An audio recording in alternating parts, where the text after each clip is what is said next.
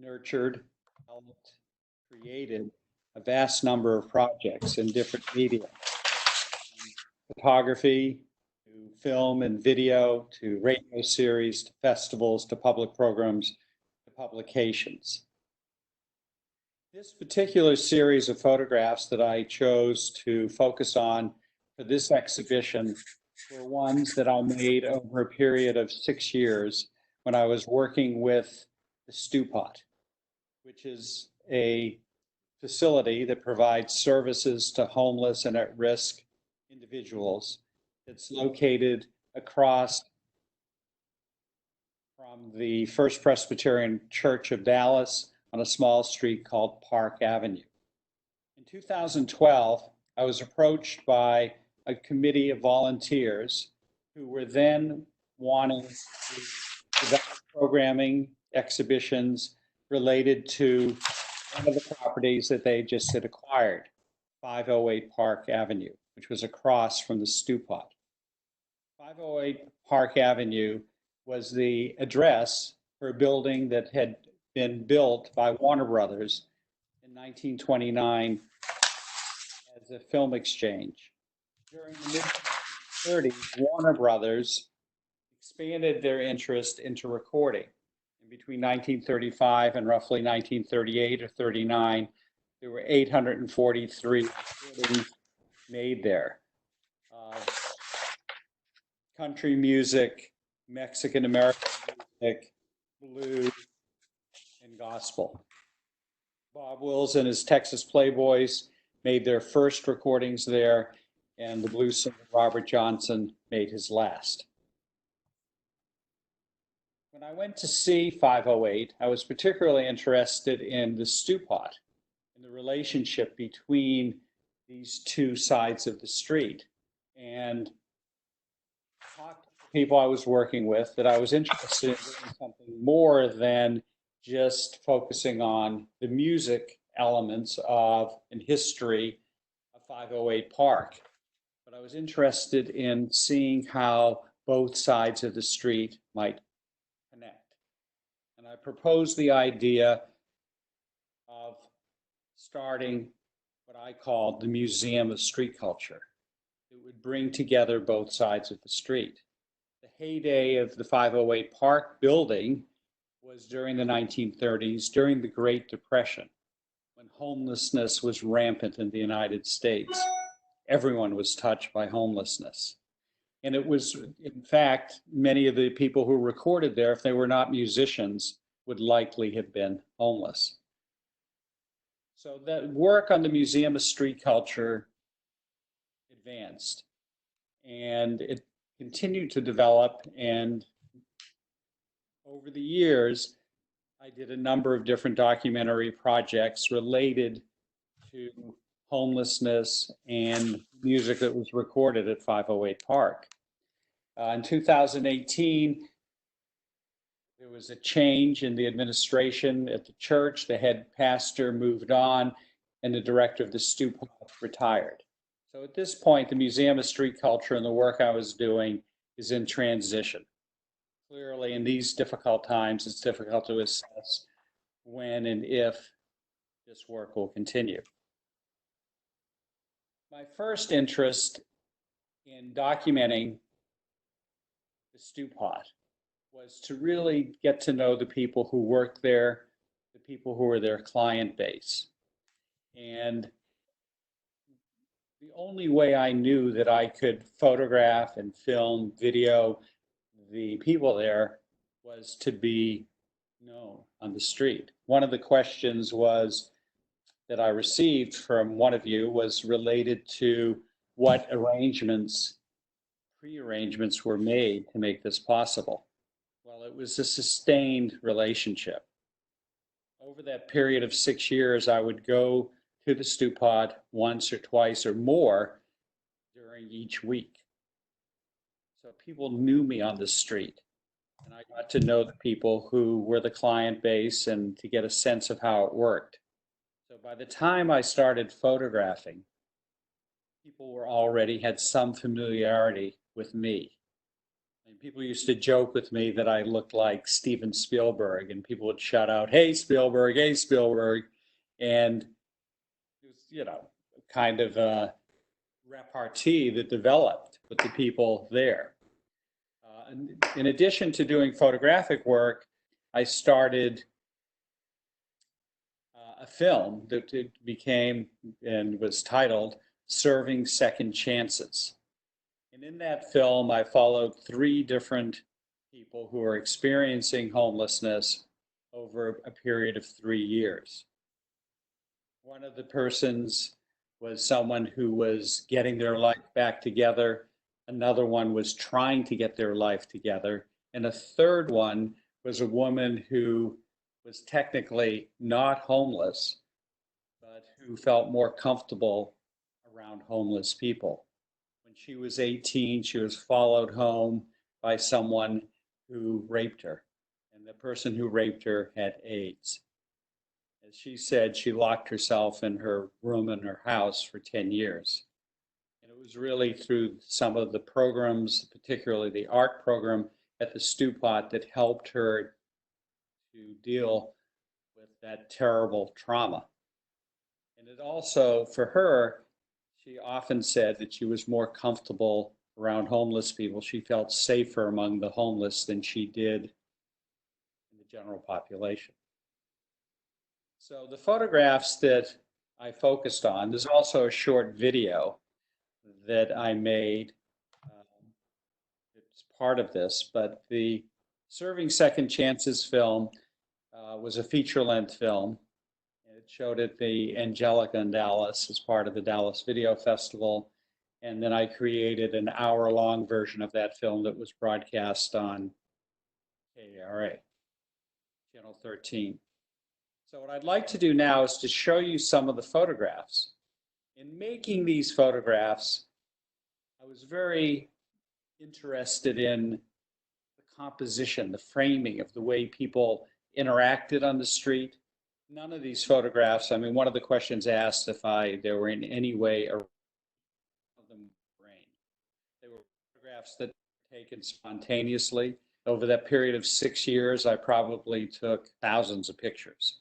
And these were some of the photographs that I picked as a series. And out of this series, there were two that Marilyn and I discussed for this exhibition. So I thought I'd show you, there's 20 some photographs here that I thought you might be interested in seeing. So I'm going to do share screen so you can see these photographs. And so this is one of the ones that's in the exhibition, and it's this was a scene. It was on a day when sometimes different people show up and want to feed the homeless, and if they seem like they are reputable, then the Stew Pot allows this to happen in proximity to their location.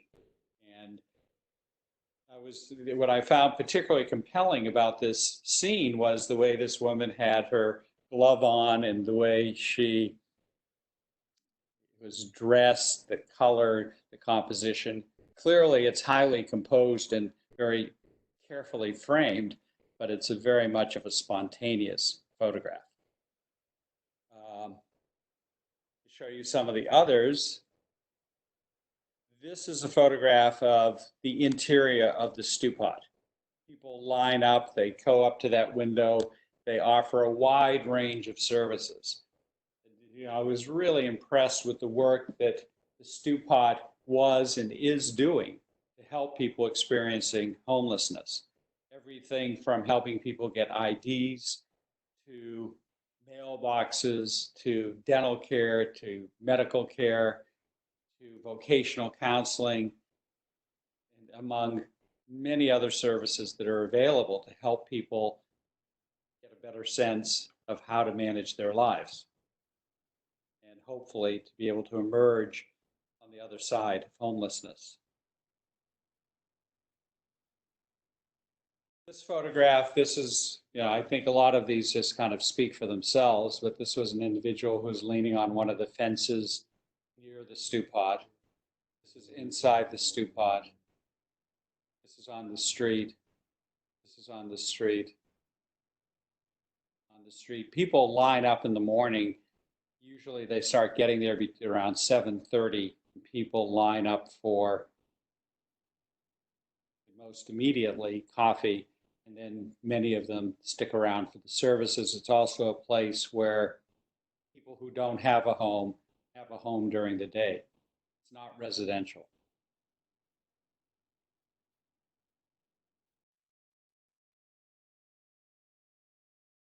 So this is a little bit of a cross section of these images. And what I would like to do is at this point is to welcome your questions and make it this discussion that we're having more interactive. Since I can't see you and you can see me, I'd very much like to hear your thoughts on these photographs and to discuss the making of them, but also the issues that they raise.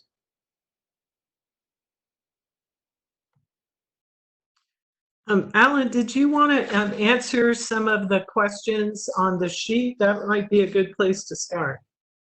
Okay. Students shared those questions previously.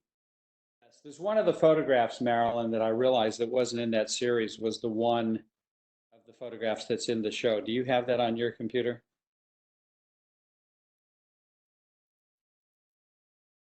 I'm not hearing you.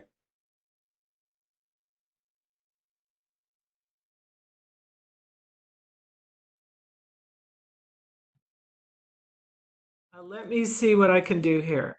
Just 1 minute. I can find it, but I just realized it wasn't in the ones that I just showed.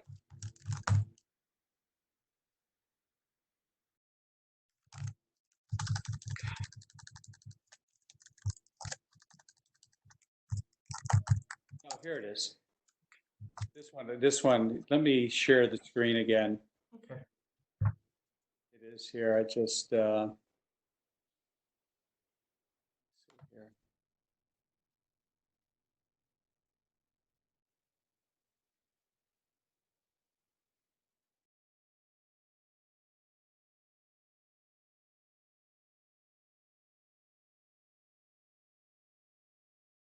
This is another one of the photographs, and this actually relates to the first question from Laura.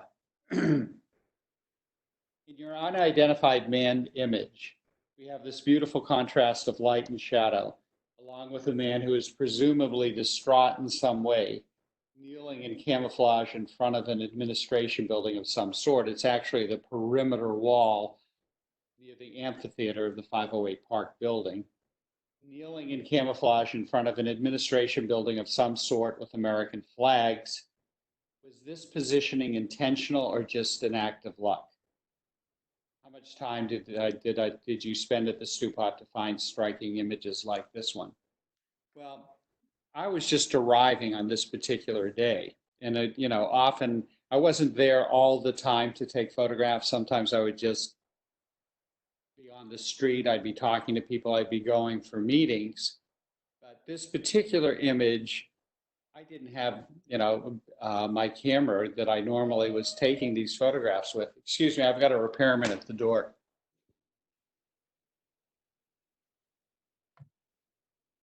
Hello?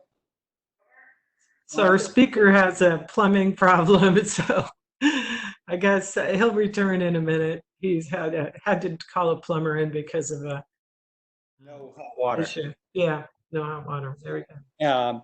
So with this photograph, I mean, it was one of those instances where I'm just walking, I'm crossing the street, and I see this man, and it was just uncanny to me. And so this was a photograph I took with my iPhone. And the iPhone is an amazing camera.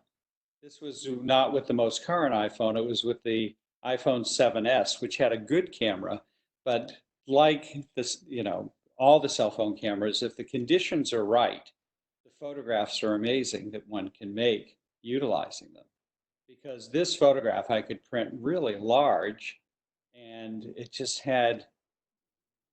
was just there. And I didn't speak to this person. I wasn't sure exactly what they were doing, but when I first saw him there, I couldn't tell if he was in distress or perhaps if he was praying. It almost looked to me like he was praying, the way he was kneeling with his head down. It reminded me of being in a mosque and watching people pray. And he seemed like he was okay. I mean, one of the big issues that always come into play for me in these kinds of situations is the person in need? Is their life at risk? And with some of my photographs, I have the photograph is secondary to helping people. There was one person, the little film that I made for this exhibition was called K2 Selling Death. It's about predators on the homeless who sell K2 to people who barely have anything. And, K2 is this terrible drug. And when you see, and I saw people smoke it on the street, they became one hit from one of these cigarettes, laced or filled with K2. They just become catatonic and people fall over. And there was one man who I thought was dead. And I called 911. And while I was waiting, I photographed the scene. And I photographed the scene when the EMT got there. It turned out he wasn't dead. And he was someone that I continued to see on the street. And I photographed him several times. And he was cool with me photographing him. But that first day, I thought he was dead, the way he was laying on the ground. And sadly, I mean, what happens so often with people who get arrested for K2 use, it's I guess, a form of public intoxication. They get taken to jail and they're let out the next day. And I saw him. And, he was disoriented, confused. He was walking down the street looking for cigarette butts that he could scrape together enough tobacco to smoke a cigarette. And he got used to me coming and being there, but at the same time, is I think, a moral, ethical responsibility that if you walk into a world like this, you have to respond to that world. Human life far exceeds the photograph.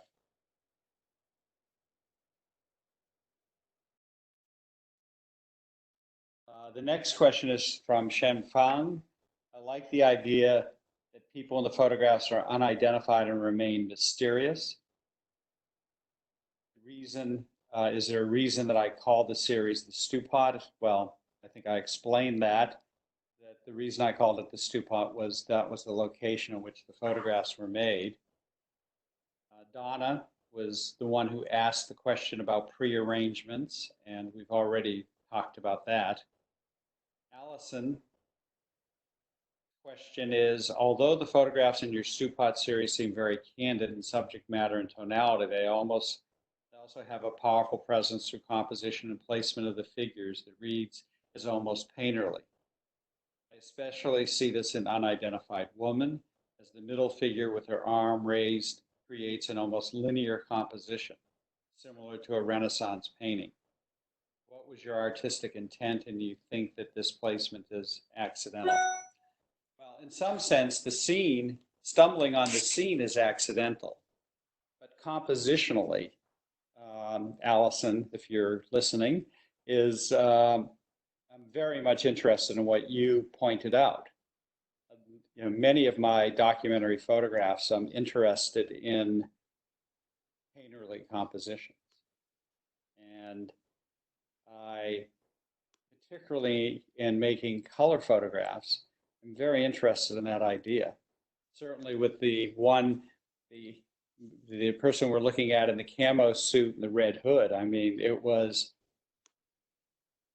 for me, visually, compositionally, color was just amazing. The fact that he was wearing that red hood, I mean, for me, I couldn't have asked for something visually more compelling.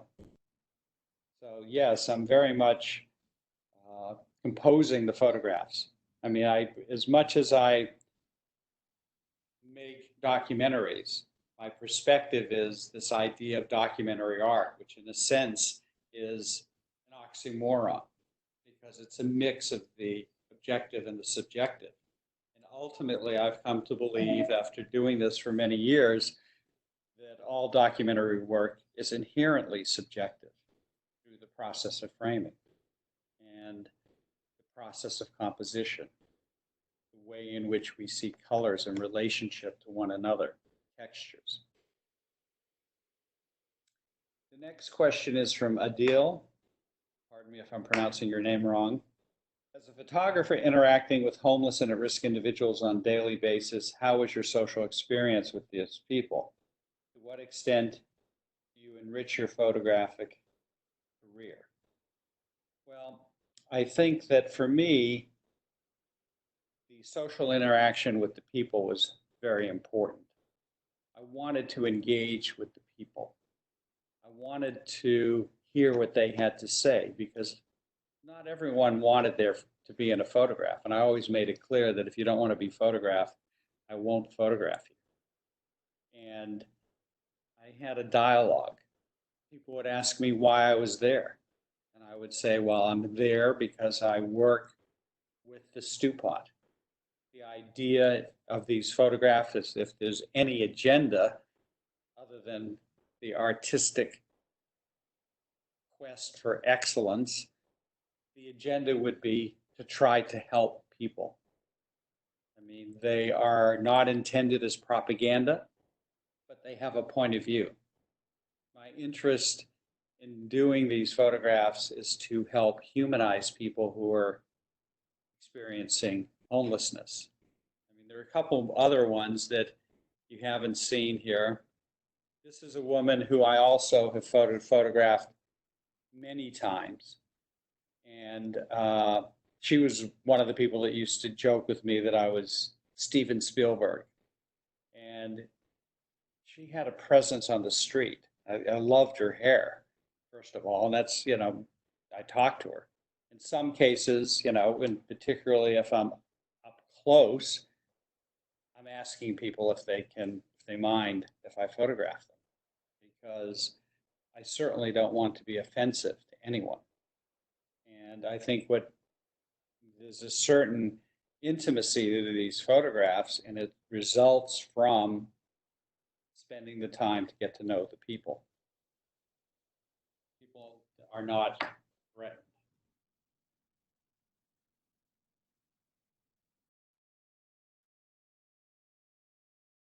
Next question from Brooke is, I know that you are based on creating new perspectives on these historical issues. I was curious about your Stewpot series #2, if you had set up the man for the photo or through his struggles or was in a current state. Well, as I explained, that was exactly what I saw. And I wasn't particularly close when I was taking that photograph. It was part of this urban landscape.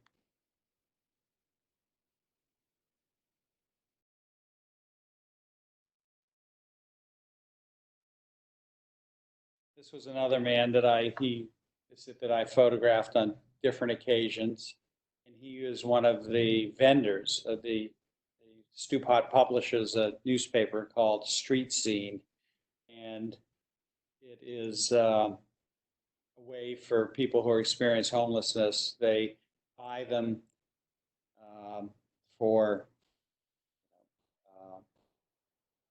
about 10 cents, and they sell them for about $1. So there are people who have actually gotten off the street selling this newspaper. But this man was someone who I had interacted with on different occasions, and the woman there on the right is frequently, or was frequently, his companion when he'd be out on the street selling papers. She also sold them. So those are the questions that I've gotten so far. Are there any other questions? Alan, there's a lot of questions in the chat window. It looks like there's at least, I can read them if you want, or Well, yeah, why don't you just read them? I see them. okay. The first one is, did the subjects in your photographs ever want to attend your exhibitions? Or I guess film screenings would be another. Well, we actually did when we showed when the Serving Second Chances film screened at the um, Angelica. We did invite people who are in the movie to come. And one of the individuals that film focuses on is a man by the name of Gerald. And when I met Gerald, he competed in a stew pot talent competition. He was a guitarist and he played blues. And he won this contest, and no one had ever seen him before. He'd just come in off the street, borrowed a guitar, and he made up this song about blues. And so I asked Gerald, where do you live? Where do you stay? And he said that he lived on a bench in front of City Hall. But he could only sleep on that bench between the hours of 3 and 6 because there was a police patrol of that area right before he got there, and there was one at 6. So I asked him if we could come and film him sometime between 3 and 6 in the morning when he was asleep on that bench. And it was this amazing scene. It became the opening of the movie. And it was just an amazing summer night. And he wakes up in the midst, and that's the way the movie begins. But in any case, Gerald at that point, as I learned later, was addicted to crack. And he was still using crack at the time that I met him. And I began to realize that. But over the period of 3 years, Gerald got off crack. Own guitar, and pawn shop, he was finally able to get back. And for the Dallas premiere of this movie, Gerald put together a band and performed. So it was an amazing arc from this man who was living on a bench in front of City Hall to finally having a little bit. Someone let him live in this kind of ramshackle house in Oak Cliff that they owned in exchange for doing yard work. We've got a lot of questions here. So here's another one from, the previous one was from, and this one's from Jacob. How can one begin to start a documentary project like this? Are there any ethical guidelines we should follow, especially in photographing homelessness? Well, I think homelessness is difficult, mainly because the nature of the people, who are experiencing intense difficulties in their life. I mean, my recommended approach is to get involved. And as I did in trying to help the people, that not only helped nurture my photographic work, but it also gave me a feeling of meaning at the end of the day, because it's difficult because you get drawn into a world of people who are experiencing and have experienced terrible things. A lot of women on the street have been physically abused. They have been exploited. Men on the street, they're people who end up because of a car wreck, they lose their home. A lot of people are mentally ill. It's a lot of challenging issues, difficult ones. And I think getting to know the people is one way to start. Figuring out how you can become not just an observer, but someone who's involved. I think ethically, it makes a huge difference. I think about this one, I can't remember the name of the photographer, but I'm sure many of you have heard the story of the photographer who, I think he won the Pulitzer Prize in photography. He was photographing this vulture over a little baby. I think it was in the Sudan. Yeah. And he won the Pulitzer Prize, and he realized afterwards that that little child would have lived had he not just been so focused on photographing this vulture that was basically attacking the child. And he ended up killing himself. And I think there's a real lesson to be learned there. If you're in these situations where people are vulnerable, then it's a difficult road to navigate. And one has to approach it responsibly. Good documentary work takes time. You have to be willing to spend the time to get to know your subject, to really try to understand it, or to try to understand it. I don't know, to totally understand it maybe is impossible, but to at least make the effort.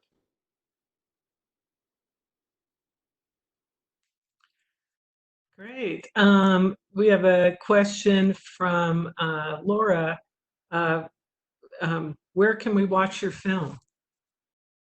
The film is available through Documentary Arts. I mean, I would recommend that all of you go to the Documentary Arts website.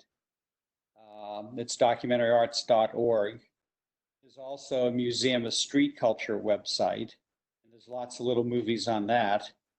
And there I tell you more of what we were doing or trying to do with the Museum of Street Culture. And then there is also a website for the movie. So there's all kinds of ways. It's servingsecondchances.com. So they're available. Get in contact with us and we can help make them available to you. Oh. Let's see. So here's a question from Tony. He said, I noticed in some of your images that people would hide their face. Was this a natural reaction by them when seeing your camera, or did you let your subjects know ahead of you pressing the shutter? It's my wife, just a second.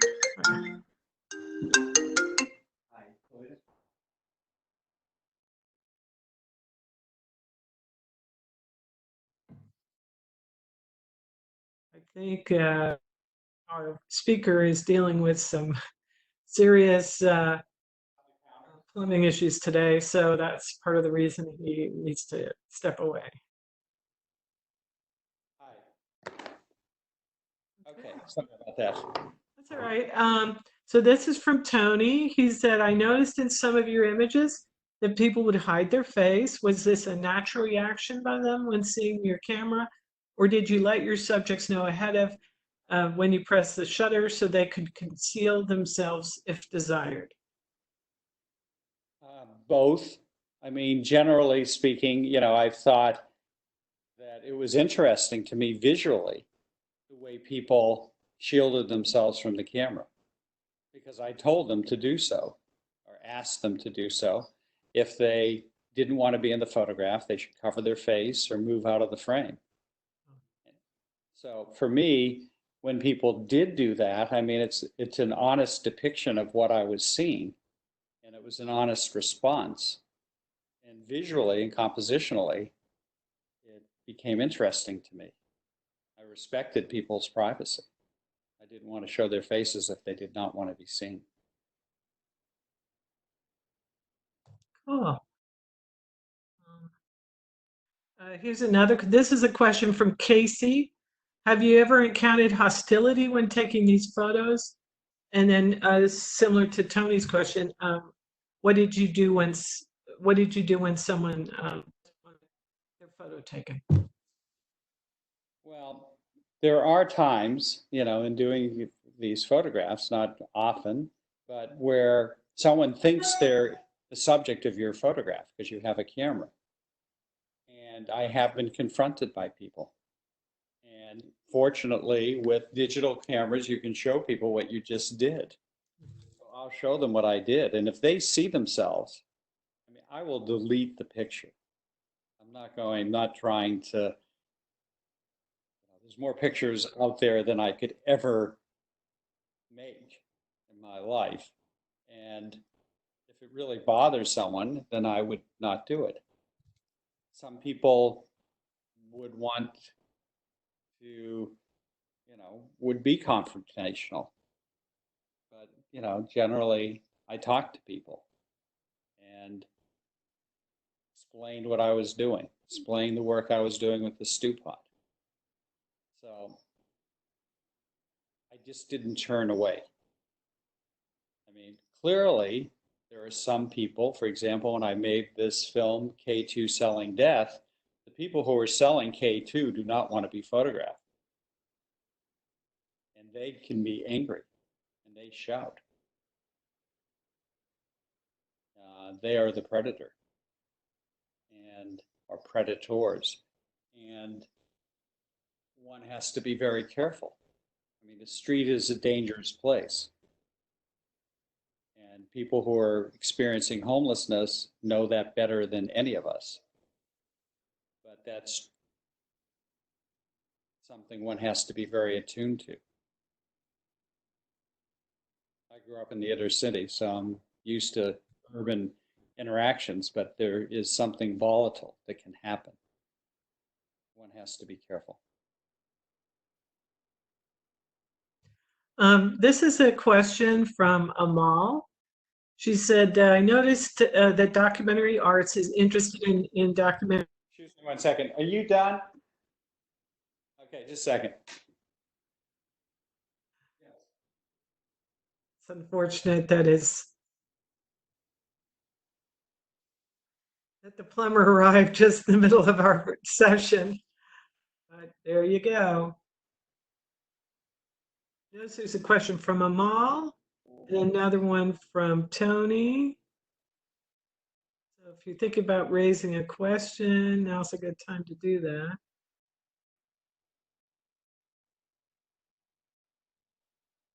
Okay. Hello. Okay, go ahead. Okay, we have a question from Amal. She said, I know she noticed that Documentary Arts Project is interested in documenting several racial experiences. Do you think there is a racial diversity when it comes to National Archives? Definitely. I mean, a lot of my work has been very much focused on issues of true diversity. I grew up in an inner city neighborhood, and so when I came to Dallas in 1980, I was kind of shocked at the kind of separation of people, the lack of true integration, and it still surprises me. A lot of my work is focused, I've now published, my 30th book was published last February, and I'd say about half my books are focused on different areas of African American history, art, and culture. My wife, the artist and feminist arts advocate Khalida Doolin, and I founded the Texas African American Photography Archive in 1995, and that archive was gifted to the International Center of Photography in New York in 2014. In the interest of bringing more national attention and international attention to these issues. Documentary Arts is also right now involved in developing a co-publishing imprint with the Aperture Foundation. And the first book that we're publishing is on the work of photographer Ming Smith, who is an African-American woman who, while she had had some publication and her work was relatively known, she was mostly unknown. Ming Smith was the first African-American woman photographer to be acquired, who had her work acquired by MoMA in the 1970s. And my interest is that we need to have more diversity in national archives. And I think that it's slowly moving in a better direction, but I'm a strong believer and advocate for cultural equity, for gender equity,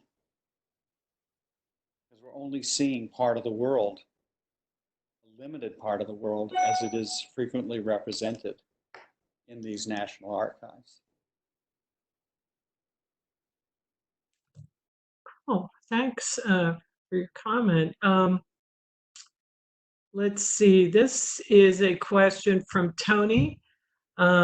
He said, Alan, I noticed that you use a variety of medium or different media for your artistic expression. Do you have a favorite? Whether it's, I know you do a number of things, like write plays, write books, films, photography. Well, for me, I'm interested in seeing the world from different vantage points. And the product of the great movement toward interdisciplinary education. All of my degrees, my undergraduate degree, my master's degree, and my doctorate are all, in a sense, write your own majors. And I've always pursued a variety of media. For me, I often, as I get asked this question fairly often, the metaphor for me is a painting by Duchamp called Nude Descending a Staircase. And it's an early kind of cubist work where you see this figure going down a flight of stairs, but it's totally fragmented. And you come up with this composite sense of movement and energy. And for me, I'm very much moved between those worlds.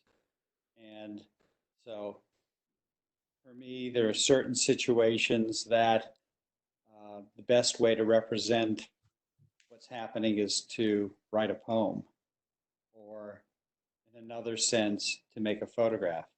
And now that I have this iPhone 11, I'm making movies all the time because the video feature in this camera is amazing. So I don't know that I have a personal favorite. It really, I move between worlds. And it's really what I'm experiencing that defines the medium of expression. Great. So this is maybe last chance, last call for questions. Um,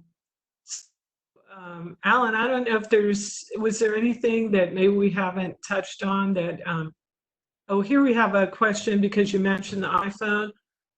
Joshua said, how has the new technology like your iPhone 11 changed how you go about taking images? Well, I don't use I make a lot of photographs with the iPhone, but I particularly, I have the 11 Max Pro with as much memory as I possibly could. But I'm really like using the iPhone for other than internet and telephone, and to some extent photographs, if it so happens, um, is the video feature that I'm able to shoot 24 frames per second, which is a film camera, at 4K video. And so now in my feature length films, I have two new feature length documentaries that have lots of iPhone footage in it. It's amazing that I can actually use this little camera. And so I had this, I'm working on a new film, and a lot of it is interviewing people on the street. And I wanted to improve my gear because I also wanted to be able to do indoor interviews. And so I went to B&H when I was in New York a couple of trips back, and got all these great accessories. I have a little shotgun microphone for my iPhone now. I have a little light that I can attach to my iPhone or use with my iPhone that has varying color temperature. I have all these wonderful little gadgets that I enjoy playing with that probably cost in total less than $200. Of course, the iPhone was fairly expensive. But relatively speaking, it's, I think,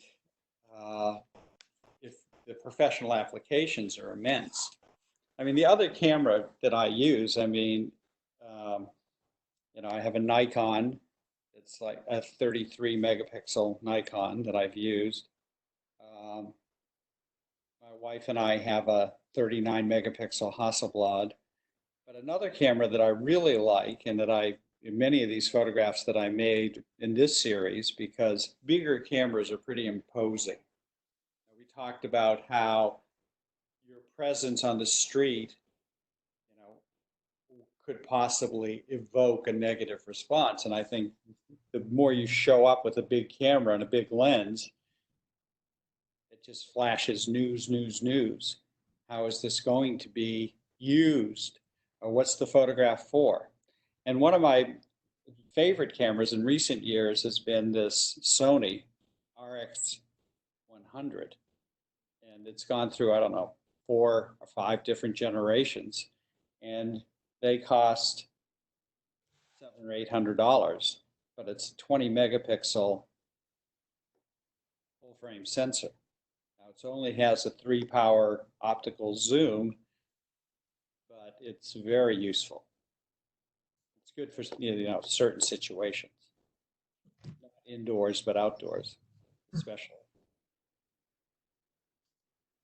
Cool. Yeah, we still have some questions. We have a few more minutes. So here's a question from Noof, and she asked, have you come across a unique collection of photographs about African Americans during the Civil Rights Movement? Well, the Texas African American Photography Archive that I founded with my wife, Kalita Doolin, has a number of images related to the Civil Rights Movement. Not a lot that are specifically related to social protest. It was more, the archive was focused on community photography. So an area that I've written extensively about. It's not only the subject matter of the photograph, but it is the role that the photographer had in their communities. So I think that for these kinds of photographs, I don't know if you've ever been to the National Civil Rights Museum in Memphis, which is a great museum. There's certainly the African American Museum in DC, and there's the African American Museum in Dallas, with which I have worked over a number of years. So there is, I think, a lot out there. The Schomburg Center in New York is another great place to look. Cool. I think we have one more question here. Do you have a particular photographic experience that was most memorable for you? Well, that is a difficult question because they're all memorable for me. And particularly when I spend a number of years on a particular subject. And so there have been various, I did a series in the 90s on the Texas-Mexico border and made a feature-length film called The Devil's Swing, but once again took thousands of photographs of life on both sides of the Texas-Mexico border as it was beginning to change. When I started photographing the border, there was one area near Redford, Texas, which had what was called a Class B border crossing. You could pay an old Mexican man $1 and he'd row you across the Rio Grande to Mexico. And clearly that changed, fortunately. And the border has become so much more militarized. So I spent several years doing that. There are other projects that I've done where they have not been as extensive, but have been particularly meaningful. I did a project for UNESCO in Africa, and it was a capacity building workshop for African photographers in Nairobi. And I hired someone who was a local photographer, who was a curator at the Modern Art Museum in Nairobi, and we put out a call for portfolios. And it was a class that I was there for about 9 days, and then the person I hired took over the class. But we did two kind of photographic projects together as a group, and people sent in their portfolios, and it was everyone who came with point and shoot cameras to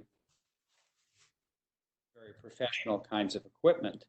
And it became an exhibition that focused on these two, a squatter camp on the outskirts of Nairobi, and these two businesses that were trying to survive within that. One was a pottery, one was rug weavers. And that became an exhibition that was in Nairobi and was also in Paris. And so that was a particularly important one for me. But I've done other kinds of projects like that. There's another website you might want to look at that's called mastersoftraditiinalarts.org. And this was my longest documentary project, which was 35 years of photographing, filming individuals who received what's called a National Heritage Fellowship that are given annually by the National Endowment for the Arts. And many of these people became the subjects of more in-depth photographic work. Some of them became films. But if you go to the mastersoftraditiinalarts.org website, there's a 300,000 word book text, but there's also thousands of photographs, over 500 little movies, not all of which I made, but all of which I was involved in terms of editing them. So I like to get involved in projects that are sustaining and hopefully sustainable. Wow, that was great, Alan. Thank you so much we're kind of running out of time here, but we certainly kept you busy over the last hour with all these questions. Well, I really appreciate it. Sorry for the interruptions, but my water heater got fixed. Everything's taken care of, so. Oh, all right. Yeah, well, that's the way it goes. We're in the middle of COVID-19 and everyone's life is a little crazy. So, well, thank you so much for visiting with us. And thank you, everyone, for participating and joining us today. Yeah. I'd be, I'm interested in knowing more about what all of you do. I mean, I would say that just as an addendum, the documentary arts and a lot of my personal work is going to the International Center of Photography in New York. And documentary arts has started two fellowships through the school at the International Center of Photography. And so there are now two small fellowships that are available to students, one of which is in documentary practice and the other is in new media narratives.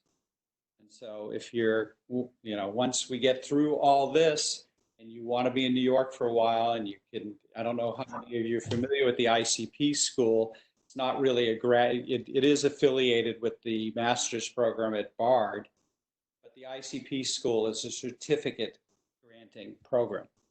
So you can take intensive courses there in different areas of photography and image making and new media narratives. And it's a wonderful faculty. In fact, one of the people locally who's taught there in the school on an annual basis in a limited capacity for years is Susan K. Grant. Well, cool. That's great for everyone to find out about another opportunity. Excellent. Well, thank you, Alan. And I think we're going to sign off and we hope to see you around. And thank you, everyone, for participating. Take care. Okay. Bye. Thank you. Bye-bye.